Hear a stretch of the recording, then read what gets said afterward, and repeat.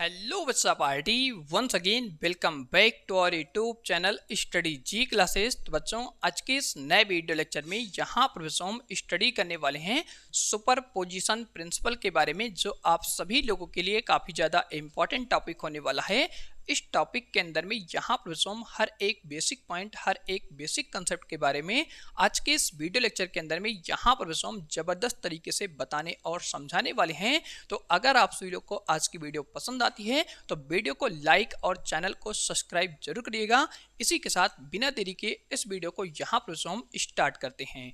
तो यहाँ पर हम सबसे पहले बात करने वाले हैं सुपर पोजिशन प्रिंसिपल के बारे में। इसको बच्चों यहाँ पर हम एक और नाम से जानते हैं, जहाँ पर आप स्टडी करते हैं फोर्स बिटवीन मल्टीपल चार्जेस। तो यहाँ पर हम इसके डेफिनेशन के बारे में 2 मिनट के अंदर में आप सभी लोग को समझाने वाले हैं। सबसे पहले यहाँ पर हम बात करने वाले हैं इस इंपॉर्टेंट फिगर के बारे में। ये जो आपका फिगर होता है, इस फिगर को यहाँ पर हम एक सिस्टम कहते हैं और इस सिस्टम के अंदर में n number of multiple charges होते हैं, जिस चार्ज को यहाँ पर हम Q1, Q2, Q3 और यहाँ पर Qn से चार्ज को रिप्रेजेंट करते हैं। तो यहाँ पर हम फाइंड करने वाले हैं कि अगर इन सभी चार्जेस के द्वारा इस Q1 पर फोर्स एक्ट किया जाता है तो नेट फोर्स कितना होगा, इसी की वैल्यू यहाँ पर हम वेक्टर सम मेथड के अकॉर्डिंग फाइंड करने वाले हैं।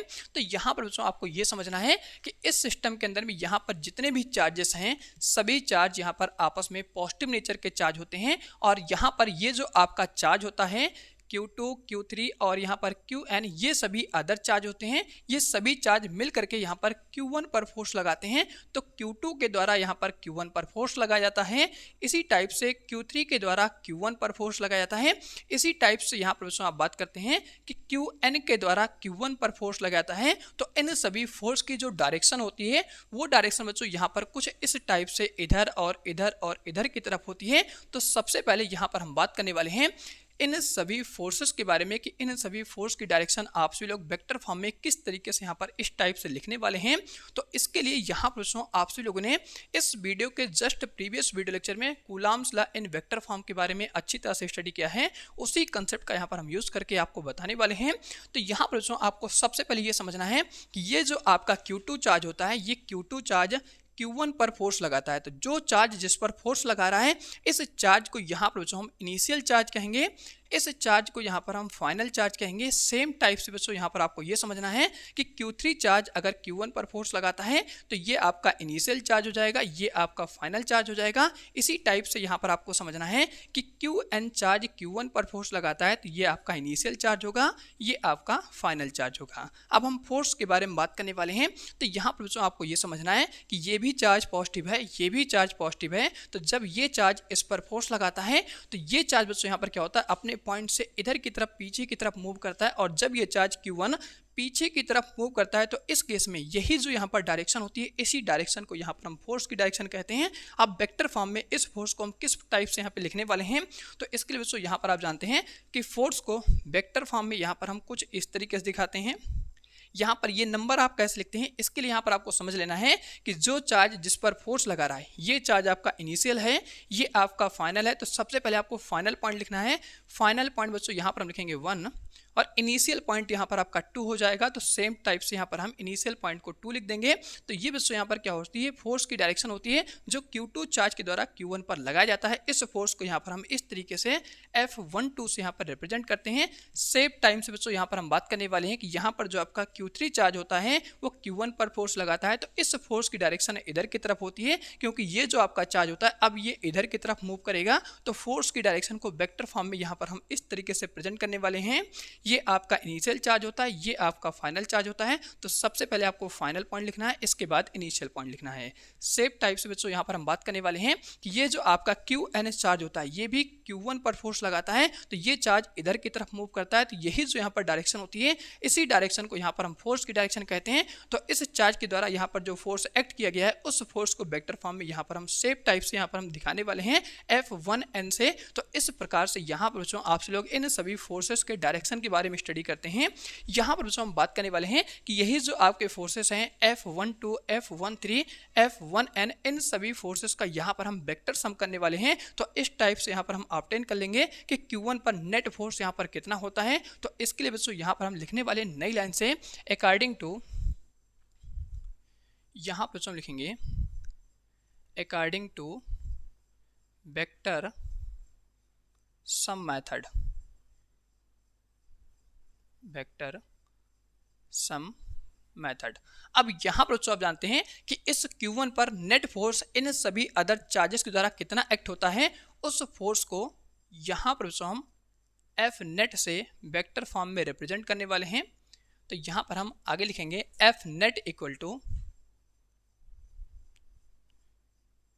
यहां पर हम सभी चार्जेस के द्वारा जो लगाया गया फोर्स है Q1 पर, इन सभी फोर्सेस का यहां पर हम वेक्टर सम कर लेंगे। तो यहां पर दोस्तों हम आगे लिखेंगे वेक्टर फॉर्म में F12 प्लस यहाँ पर आपका हो जाएगा वेक्टर फॉर्म में F13 प्लस यहाँ पर सभी चार्जेस के द्वारा जो फोर्स होता है उसको हम ऐड कर लेंगे। लास्ट में दोस्तों यहाँ पर हम लिखेंगे nth चार्ज के द्वारा यहाँ पर जो फोर्स होता है F1n। इस तरीके से यहाँ पर हम लिख लेते हैं।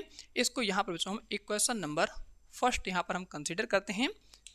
अब यहाँ पर दोस्तों हम बात करने वाले हैं कि F12, F13 और यहाँ पर जो आपका F1n होता है, इन सभी की वैल्यू हम किस टाइप से यहाँ पर फाइंड करने वाले हैं। तो इसके लिए हम आगे नई लाइन से लिखने वाले हैं according to vector form of Coulomb's law.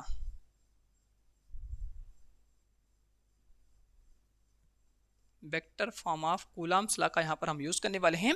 तो यहाँ पर दोस्तों आप फार्मूला जानते हैं, वेक्टर फॉर्म में कूलॉम्स लॉ का यहाँ से आपका फार्मूला चलता है vector form F equal to, यहाँ पर हम 1 2 लिखने वाले हैं। 1 2 की वैल्यू फाइंड कर रहे हैं। तो यहीं से बच्चों आपको सारी चीज़ें लिखना है। यहाँ पर आप जानते हैं 1 क्या होता है, पहला चार्ज, ये आपका यहाँ पर क्या होता है, दूसरा चार्ज होता है। तो यहाँ पर आप जानते हैं आपका कांस्टेंट चलता है K, यहाँ पर आपका चार्ज हो जाएगा Q1 Q2 डिवाइड बाई, अगर हम डिस्टेंस की बात करते हैं तो यहाँ पर बच्चों आप जानते हैं Q1 चार्ज से सभी चार्ज की डिस्टेंस अलग अलग होती है। तो यहाँ पर हम इस डिस्टेंस को R12 से दिखाने वाले हैं। सेम टाइप से यहाँ पर हम बात करेंगे, इस डिस्टेंस को यहाँ पर हम R13 से दिखाने वाले हैं। इस डिस्टेंस को यहाँ पर हम R1n से दिखाने वाले हैं, क्योंकि यहाँ पर जो फोर्स की डायरेक्शन होती है 1n होती है, यहाँ पर 1 3 होती है और यहाँ पर 1 2 होती है। तो इसी नंबर से यहाँ पर हम सभी डिस्टेंस को दिखाने वाले हैं। सभी डिस्टेंस बच्चों यहाँ पर क्या होते हैं, इस चार्ज से अलग अलग डिस्टेंस पर होते हैं। तो इस तरीके से यहाँ पर हम डिस्टेंस की वैल्यू फाइंड कर लेते हैं। यहाँ पर हम हर एक जगह पर, हर एक फोर्स की जगह पर इन सभी डिस्टेंस का यूज़ करने वाले हैं। तो यहाँ पर बच्चों हम लिखते हैं R12 और यहाँ पर आपका हो जाएगा पूरे का होल स्क्वायर। इस फोर्स की डायरेक्शन को दिखाने के लिए यहाँ पर हम यूनिट वेक्टर का यूज़ करते हैं। तो यहाँ पर बच्चों हम लिखेंगे यूनिट वेक्टर R12। यहाँ पर आप जानते हैं जिधर आपकी फोर्स होती है उसी डायरेक्शन में यूनिट वेक्टर होता है। इस यूनिट वेक्टर का बच्चों यहाँ पर काम सिर्फ इतना होता है कि फोर्स यहाँ पर जो आपकी लग रही है वो किस डायरेक्शन में लग रही है, इसी डायरेक्शन को शो करने के लिए यहाँ पर हम यूनिट वेक्टर का यूज करते हैं। तो इस तरीके से यहाँ पर हम इस इक्वेशन को इक्वेशन नंबर 2 मान लेते हैं। सेम टाइप से बच्चों यहाँ पर हम बात करने वाले हैं F13 के बारे में। तो यहाँ पर हम लिखेंगे F13 इक्वल टू, यहाँ पर आपका फार्मूला हो जाएगा कांस्टेंट K और यहाँ पर आप जानते हैं ये आपका पहला चार्ज, ये आपका दूसरा चार्ज। तो यहाँ पर हम लिखेंगे Q1, यहाँ पर आपका हो जाएगा Q3 डिवाइड बाई डिस्टेंस आपकी हो जाएगी R13 पूरे का होल स्क्वायर। और यहाँ पर फोर्स की डायरेक्शन को दिखाने के लिए यूनिट वेक्टर R13 इस टाइप से यहाँ पर हम लिख देंगे। ये आपकी यहाँ पर इक्वेशन नंबर 3 हो जाती है। सेम टाइम से बच्चों यहाँ पर आप सभी फोर्स की वैल्यू आसानी से फाइंड कर सकते हैं। तो आगे बच्चों यहाँ पर हम लिखने वाले हैं कि nth फोर्स की यहाँ पर वैल्यू क्या होने वाली है। तो यहाँ पर लिखेंगे वेक्टर फॉर्म में F1n, वेक्टर फॉर्म में यहाँ पर आपका फार्मूला हो जाएगा K, चार्ज आपका हो जाएगा Q1 इंटू यहाँ पर हो जाएगा Qn डिवाइड बाई डिस्टेंस हो जाएगी R1n पूरे का होल स्क्वायर इंटू यहाँ से आपका चलेगा यूनिट वेक्टर R1n। तो इस टाइप से बच्चों यहाँ पर हम क्या करते हैं, सभी फोर्सेस की वैल्यू यहाँ पर हम फाइंड कर लेते हैं। इसको यहाँ पर हम इक्वेशन नंबर 4 कंसीडर करते हैं। अब यहाँ पर बच्चों हम क्या करने वाले हैं, इक्वेशन सेकंड, थर्ड और यहाँ पर इक्वेशन 4 की वैल्यू उठा करके हम इक्वेशन नंबर फर्स्ट में यहाँ पर हम पुट कर देंगे। तो यहाँ पर हम नई लाइन्स लिखेंगे, पुटिंग द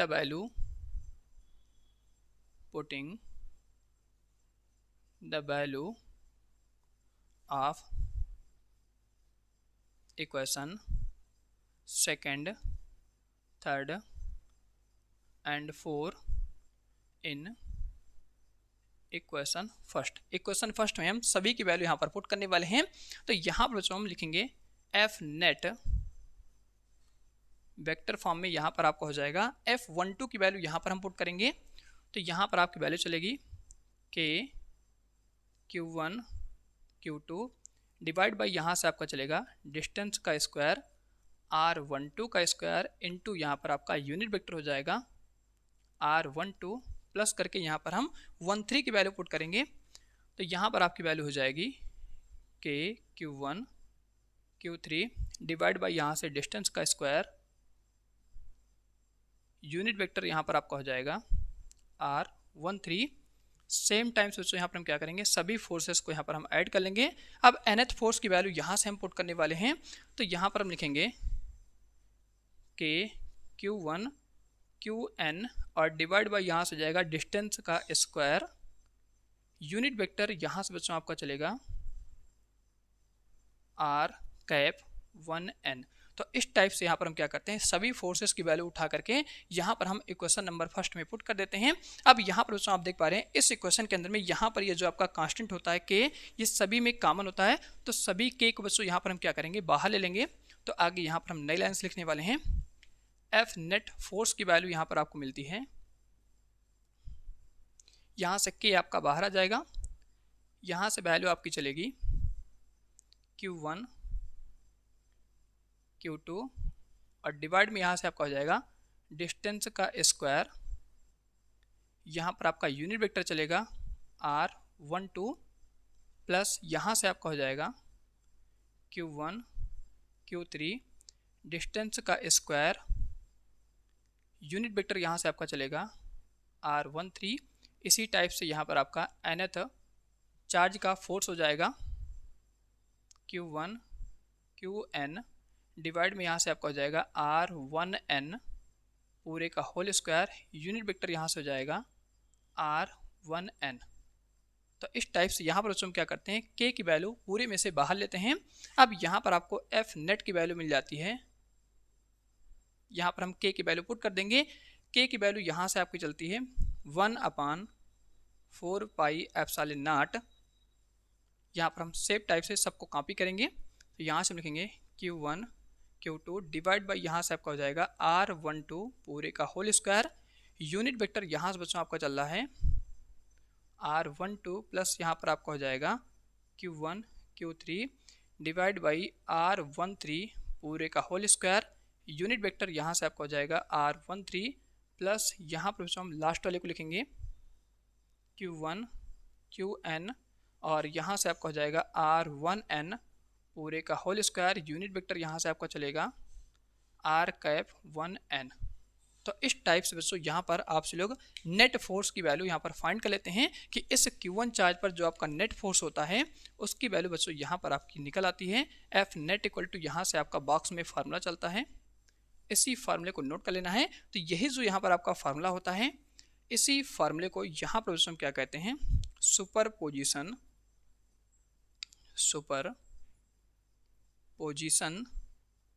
प्रिंसिपल का फार्मूला कहते हैं। तो यहाँ तक का कंसेप्ट आपको अच्छे से समझ आएगा। तो यहाँ तक बच्चों आपसे लोग एक बार अच्छी तरह से नोट कर लीजिए। इसके बाद यहाँ पर हम बात करने वाले हैं इस इंपॉर्टेंट डेफिनेशन के बारे में। और अगर आपसे लोग को किसी भी टॉपिक में या किसी भी पॉइंट में कोई समस्या होती है तो कमेंट बॉक्स में कमेंट करके जरूर बताएगा। और आप सभी लोग को आज की वीडियो कैसी लगी कमेंट बॉक्स में कमेंट करके जरूर बताएं।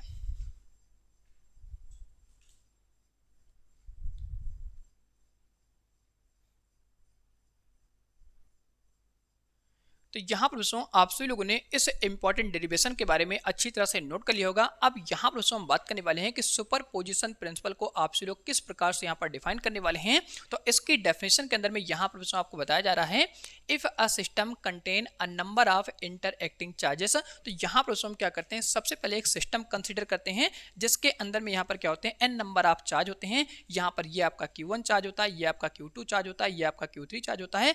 इस सिस्टम के अंदर में यहाँ पर दोस्तों n नंबर ऑफ चार्ज होते हैं। n नंबर ऑफ चार्ज को यहाँ पर हम Q1 से दिखाते हैं और ये सभी चार्ज क्या होते हैं, आपस में एक दूसरे से इंटर कनेक्टेड होते हैं। यहाँ पर आप जानते हैं Q2 चार्ज Q1 से, Q3 चार्ज Q1 से और इसी टाइप से Qn चार्ज यहाँ पर क्या होता है, Q1 से आपस में इंटर कनेक्टेड होता है। तो इनके बीच में यहाँ पर इस तरह से फोर्स लगती है जिस वजह से ये सभी चार्ज क्या होते हैं, आपस में एक दूसरे से इंटर कनेक्टेड होते हैं। आगे की लाइन में यहाँ पर आपको बताया जा रहा है then the net force on any one charge due to the other charges is the vector sum of all the forces exerted on it by all other charges। तो यहाँ पर बच्चों इस लाइन के अंदर में आपको बताया जा रहा है कि अगर हम यहाँ पर इन सभी चार्जेस में से किसी भी एक चार्ज को यहाँ पर बच्चों हम कंसीडर करते हैं तो इस चार्ज Q1 पर Q2 के द्वारा, Q3 के द्वारा और यहाँ पर n नंबर ऑफ चार्ज के द्वारा इस पर फोर्स एक्ट किया जाता है, तो इस चार्ज पर नेट फोर्स कितना होता है इसकी वैल्यू फाइंड करने के लिए यहाँ पर हम क्या करते हैं, वेक्टर सम मेथड का यूज करते हैं। वेक्टर सम मेथड का यूज करके यहाँ पर हम फाइंड करते हैं कि Q1 चार्ज पर टोटल नेट फोर्स यहाँ पर कितना होने वाला है। आगे की लाइन में यहाँ पर लास्ट लाइन में आपको बताया जा रहा है द इंडिविजुअल फोर्सेस। यहाँ पर आप जानते हैं ये जो आपके फोर्स होते हैं इन सभी फोर्स को यहाँ पर हम इंडिविजुअल फोर्स कहते हैं। तो यहाँ पर इंडिविजुअल फोर्स के बारे में आपको बताया जा रहा है are unaffected due to the presence of other charges. तो यहाँ पर आप जानते हैं ये जो आपके अदर चार्जेस होते हैं Q2, Q3 और यहाँ पर Qn, इन सभी चार्जेस के द्वारा इन सभी फोर्सेस पर कोई भी इफेक्ट नहीं होता है। तो इस प्रकार से यहाँ पर आप लोग सुपर पोजिशन प्रिंसिपल के बारे में और इसकी डेफिनेशन के बारे में स्टडी करते हैं। तो यहाँ तक का सारा कंसेप्ट आप सभी लोग को अच्छी तरह से क्लियर होता है। और अगर आप सभी लोग को वीडियो पसंद आती है तो वीडियो को लाइक और चैनल को सब्सक्राइब जरूर करिएगा। इसी के साथ इस वीडियो को इसी पे एंड करते हैं। मिलते हैं आप सभी लोग से बहुत जल्द अगले वीडियो लेक्चर के साथ में।